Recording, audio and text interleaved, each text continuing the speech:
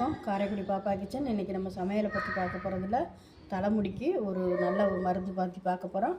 பாருங்கள், வேப்ப இலை, கருவேப்பிலை, ஆவாரம்பூ, இது வெந்தயத்தை நல்லா ஊற வச்சு வச்சுருக்கேன். செம்பருத்தி இலை, ஒத்த செம்பருத்தி இலை, நாட்டு செம்பருத்தி இலை, எல்லாத்தையும் மிக்சியில் போட்டு அரைச்சிட்டு தலைக்கு தேய்ச்சி குளிச்சிங்கன்னா தலையில் பொடுகு தொல்லை இருக்காது, முடி கொட்டாது.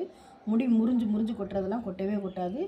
பேன் இருந்தால் வேப்பிலைக்கு எல்லா பேனும் கொட்டி போயிருங்க. இது ஒரு நல்ல மருந்து. வாரத்தில் ஒரு தடவை இல்லை 2 தடவை தேய்ச்சா ரொம்ப நல்லது. இல்லைனா ஒரு தடவையாவது தேய்ங்க. ஒரே வாட்டி தேய்ச்சிட்டு விட்டுறாதீங்க, அடிக்கடி தேய்ங்க. முடி நல்லா வளரும். எப்படி இருக்குன்னு பார்த்துட்டு கமெண்டில் சொல்லுங்கள். சேனலை சப்ஸ்கிரைப் பண்ணுங்கள். உங்கள் ஃப்ரெண்ட்ஸுங்களுக்கும் ஷேர் பண்ணுங்கள், லைக் பண்ணுங்கள். பாருங்கள், இந்த மாதிரி நல்ல பேஸ்ட்டு மாதிரி அரைச்சி வச்சுருக்கேன்.